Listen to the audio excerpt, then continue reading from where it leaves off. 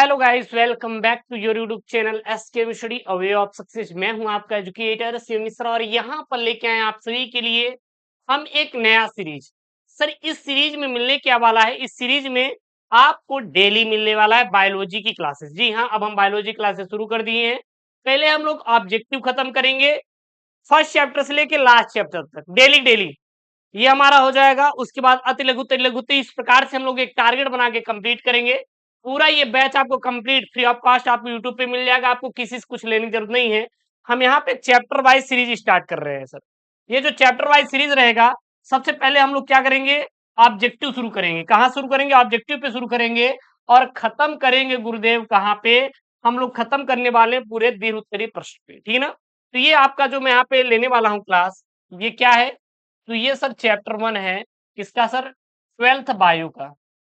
Twelfth bio का। अच्छा, chapter 1 का नाम क्या है सर जी? पुष्पी पादपों में, पुष्पी पादपों में लैंगिक प्रजनन। लैंगिक जनन बोलिए या फिर प्रजनन बोलिए, कोनो दिक्कत नहीं है। यहां से हम लोग शुरू करेंगे, पूरा खत्म करेंगे, कोई दिक्कत नहीं। और जो पीडीएफ रहेगा टेलीग्राम चैनल मिल जाएगा, इसका मैं प्लेलिस्ट बना दे रहा हूं जहां पर आपको सारी वीडियोस मिल जाएंगी। सबसे पहला यहाँ पे ऑब्जेक्टिव प्रश्न है कि बीजांड का वह स्थान जहां बीजांड वृंत जुड़ा होता है उसे क्या कहते हैं। ये एक प्रश्न बोल रहा है। सर प्रश्न क्या बोल रहा है? सर प्रश्न क्या बोल रहा है? प्रश्न ये बोल रहा है बीजांड का वह स्थान जहां बीजांड वृंत जुड़ा होता है उसे हम लोग क्या कहते हैं। आपको कई सारे ऑप्शन मिलेंगे, राइट ऑप्शन यहाँ पे टिक करना है। तो बीजांड का वह स्थान जहां बीजांड वृंत जुड़ा होता है उसे हम लोग क्या कहते हैं, उसे क्या कहते हैं? उसे बोला जाता है नाभिका। क्या बोला जाता है? हाइलम बोला जाता है। बीजांड का वह स्थान जहां बीजांड वृंत जुड़ा होता है उसे हम लोग नाभिका बोले तो हाइलम बोलते हैं। क्या बोलते हैं? हाइलम। यहाँ नहीं दिख रहा है तो यहाँ पे आंसर मैंने दे दिया, यहाँ पे आप देख के याद कर लीजिएगा। अगला यहाँ पे प्रश्न नंबर 2, पराग नलिका का अध्यावरण बीजांड, पराग नलिका का अध्यावरण द्वारा बीजांड में प्रवेश कहलाता है। क्या कहलाता है? नाभिकीय युग्मन, अंडद्वारी प्रवेश, इनमें से कोई, इनमें से दोनों, इनमें से कोई नहीं। तो पराग नलिका का अध्यावरण और बीजांड में प्रवेश क्या कहलाता है? नाभिकीय प्रवेश कहलाता है। बट यहाँ पे ऑप्शन है ही नहीं, यानी कि इसमें से कोई नहीं। अगला यहाँ पे प्रश्न कि बहुसंघी दशा में पाई जाती है। बहुसंघी दशा में क्या पाई जाती है? तो जो बहुसंघी दशा में पाई जाती है वो पाई जाती है पुमंग में। बहुसंघी दशा किसमें पाई जाती है? पुमंग में पाई जाती है, ठीक है ना। जो पुमंग होता है यह नर जनन जनन अंग होता है किसका? पुष्पों का। किसका? पुष्पों का। प्रश्न नंबर चौथा यहाँ पे 112, लघु बीजाणुओं के निर्माण हेतु लघु बीजाणु मात्र कोशिका में कितने अर्धसूत्री विभाजन होंगे? तो टोटल 28 होंगे। कितना अर्धसूत्री विभाजन होंगे? टोटल 28 होंगे। अगला है यहाँ पे भ्रूणपोष के गुणसूत्र संख्या होती है, कितनी होती है? 3x होती है। यानी कि ये 3x का मतलब क्या होता है? लिख लीजिए सर, 3 गुणित, 3 गुणित होती है। कैसी होती है? 3 गुणित। किसकी? भ्रूणपोष में गुणसूत्र की संख्या 3 गुणित होती है, यानी 3 होता है। निम्नलिखित में से कौन सा कूट फल है? देखिएगा यहाँ पे कौन सा कूट फल है। कूट मतलब क्या होता है? आभासी फल। आभासी फल या फिर आभासी फल को ही हम लोग क्या बोलते हैं? मिथ्या फल। ध्यान देना, मिथ्या फल। इसीलिए मैं कहता हूं छोटी छोटी चीजें बताएंगे तो याद रहेगा। पेपर में देता है, दो मिथ्या फलों के उदाहरण बताइए। सबसे पहला क्या हो जाएगा? सेब। दूसरा स्ट्रॉबेरी। स्ट्रॉबेरी। तो ये जो होते हैं सर जी, ये आभासी फल है। इसमें कोई दिखाई दे रहा है? जी हाँ, सेब। तो सेब क्या है? कूट फल है या फिर आभासी फल या मिथ्या फल कह सकते हैं। सर आभासी फल मिथ्या फल होते क्या है? ऐसे फल जिनका निर्माण बीजों से न होके उसके अतिरिक्त भागों से होता है, उसे हम लोग क्या कहते हैं? आभासी फल, कूट फल या मिथ्या फल बोलते हैं। अगला यहाँ पे प्रतिमुखी कोशिकाएं वो होती है जो उपस्थित होती निभागीय छोर पर। कहाँ पर? निभागीय। यहाँ पे विभागीय है बल्कि क्या रहेगा? निभागीय छोर पर। कहाँ पर? निभागीय छोर पर। निभागीय छोर पर, ठीक है ना। तो प्रतिमुखी कोशिका कहाँ पर होती? निभागीय छोर पर उपस्थित होती हैं। निम्नलिखित में से कौन सी कोशिका या कोशिका सभी प्रकार के भ्रूणपोष में पाई जाती हैं? तो सकोशिकाएं भी पाई जाती हैं, अंडकोशिका भी पाई जाती है, प्रतिमुखी कोशिका पाई जाती है, यानी ये सभी क्या हो जाएगा, राइट आंसर हो जाएगा। परिभ्रूणपोष बोले तो पेरिस्पर्म अवशेष है।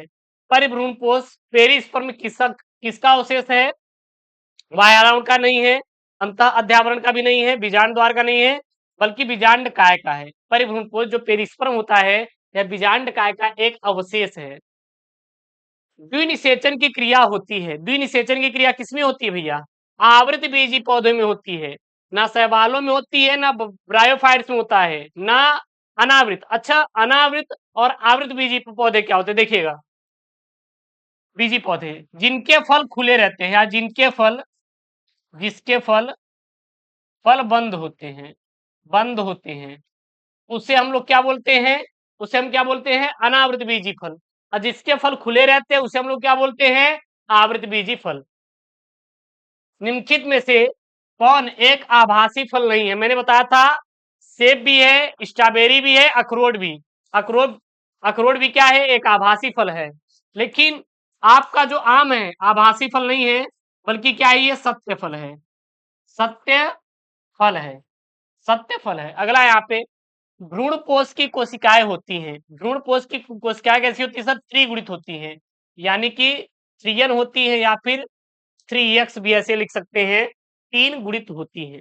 ये आपके क्लास 12th बायोलॉजी चैप्टर 1 के 29 ऑब्जेक्ट यहाँ पे बता रहे हैं हम। टेपिटम परत का कार्य होता है, टेपिटम परत का क्या होता है, पराग कणों को पोषण प्रदान करना। टेपिटम का कार्य दे दे या फिर दे दे, टेपिटम परत का कार्य क्या होता है, पराग कणों को पोषण प्रदान करना टेपिटम का कार्य होता है। अगला है भारतीय भ्रूण विज्ञान के जनक हैं भैया, भारतीय भ्रूण विज्ञान जो जनक हैं टी महेश्वरी है, भारतीय भ्रूण विज्ञान के जनक है। अच्छा, भ्रूण क्या होता है, जो मादाएं होती हैं जब उनमें निषेचन की क्रिया होती है तो 1 से 2 महीने बाद भ्रूण बनता है, फिर ये परिपक्व होकर जाके 9वें महीने बच्चा का निर्माण होता है।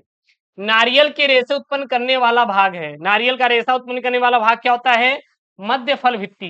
जो मध्य फल भित्ति होती है यही नारियल के रेशे का क्या करता है, निर्माण करता है। क्या करता है, निर्माण करता है। अगला है बहुभ्रूणता खोजी गई थी किसमें, लीवेनहॉक द्वारा। अब हम यह बता रहे हैं, सबसे पहले जानते हैं परिभाषा।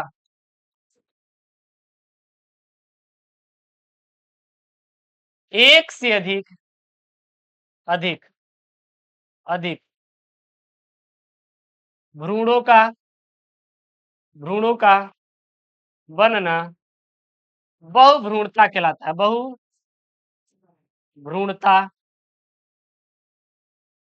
कहलाता है। एक से अधिक भ्रूणों का बनना क्या कहलाता है, बहुभ्रूणता कहलाता है। या फिर बीज बीज का बनना बहुभ्रूणता कहलाता है। उदाहरण के लिए गुरुदेव, जैसे हो गया आपका, अरे आप लेते नहीं यार संतरा, सबसे बढ़िया संतरा, आप संतरा देखेंगे तो उसमें बहुत सारे आपको अलग अलग भ्रूण दिखाई देंगे, बहुत सारे बीज कलियां दिखाई देंगी, तो किसका उदाहरण है, बहुभ्रूणता की। तो बहुभ्रूणता खोज किसने किया था, लीवेनहॉक ने किया था। आवृत बीजी पौधों में पुंकेसर होता है सर, नर जननांग होता है, मैंने अभी आपको बोला था, जो पुंकेसर होता है आवृत बीजी पौधों में नर जननांग होता है। एक ही पादप के एक पुष्प के परागकण दूसरे पुष्प के वर्तिकाग्र तक स्थानांतरण क्या कहलाते हैं सर, सजात पुष्पी परागण कहलाते हैं। सबसे पहले ध्यान देना, परागण क्या होता है, परागण क्या होते हैं, तो जो पराग कण होते हैं क्या होते हैं, पराग कण होते हैं, ये कहाँ पहुंचते हैं, वर्तिकाग्र पर, वर्तिकाग्र पर, तो उसको हम लोग क्या बोलते हैं, परागण कहते हैं। अगर एक स्वयं के द्वारा पहुंचते हैं खुद से, और एक होता है दूसरे के द्वारा, स्वयं के द्वारा पहुंचते हैं तो उसे स्व स्व परागण या फिर सजात पुष्प परागण, या सजात सजात इसी का एक भाग है सजात पुष्प परागण। और जब दूसरे के द्वारा पहुंचते हैं तो उसको हम लोग पर परागण बोलते हैं। तो जब एक ही पादप के एक पुष्प के परागकण दूसरे पुष्प के वर्तिकाग्र मतलब उसी पौधे के किसी दूसरे पुष्प पर जा रहे हैं तो उसे क्या कहते हैं हम लोग, सजात पुष्पी परागण कहते हैं। एक प्रारूपी आवृत्तिबीजी भ्रूणकोश परिपक्व होने पर होता है 8 केंद्र की होता है, 7 कोश की होता है। आप जितने भी आप ऑब्जेक्टिव देख रहे हैं आपके पेपर में आए हुए हैं और यही से रिपीट होंगे, इससे बाहर नहीं आएगा। एक प्रारूपिक आवृतबीजी परागकोश में लघु बीजाणुधानियों की संख्या होती है। सर कितनी होती है? 4 होती है। कितनी होती है? 4 होती है। करेजा याद रखना, कितनी होती है? 4 होती है। अगला यहाँ पे 2 सलग बीजाणुओं के निर्माण के लिए प्रकार्यात्मक बीजाणु मात्र कोशिका में कितने अर्धसूत्री विभाजन होंगे भैया? 50 होंगे। अंड समुच्चय के निर्माण में कौन सहायक होता है? तो अंड और सहायक कोशिकाएं। अंड और जो सहायक कोशिकाएं होती हैं यह अंड समुच्चय के निर्माण में क्या करती हैं? हेल्प करती हैं। सेल्विया में परागण होता है भैया कीटों के द्वारा। सेल्विया में कीटों के द्वारा। अच्छा, जल परागण सर युक्का। युक्का में क्या होता है सर? जल परागण होता है। ठीक है।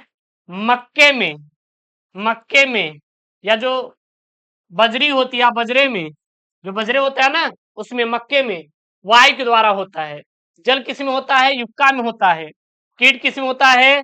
सेल्विया में होता है। सेल्विया में परागण कीटों के द्वारा होता है, युक्का में जल के द्वारा होता है, मक्के बजरे में किस में होता है? वायु के द्वारा होता है। निम्नलिखित में से किसमें कीट परागण होता है? कीट परागण किसमें होगा? ध्यान देना, जिसमें कीट वहीं जाएंगी जहां पर उनको कुछ मीठा मिलेगा। क्या मिलेगा? मीठा। वहीं पर कीट जाके बैठती हैं। गुड़हल में नहीं, गेहूं नहीं, हाइड्रीला नहीं, बल्कि किसमें?